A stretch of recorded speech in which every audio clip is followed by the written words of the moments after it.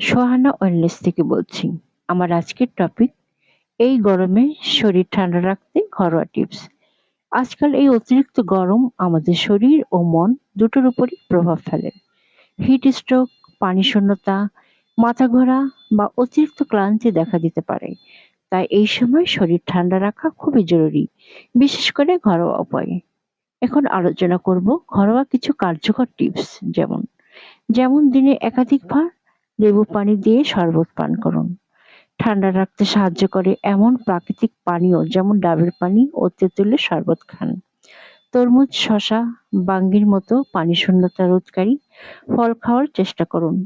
প্রতিদিন দুপুরে গোসল করুন এবং প্রয়োজনে মাথায় ঠান্ডা পানি ঢালুন। পুদিনা পাতার শরবত বা তুলসী চা শরীর ঠান্ডা রাখতে সাহায্য করে। বাইরে বের হলে ছাতা ব্যবহার করুন এবং পাতলা হালকা রঙের জামা পরুন।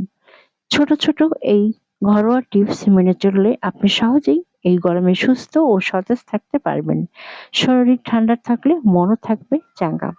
সোহানা ওয়েলনেস স্বাস্থ্য, পুষ্টি ও মানসিক প্রশান্তির সহজ পথ খুঁজে পেতে আমাদের সাথে থাকুন।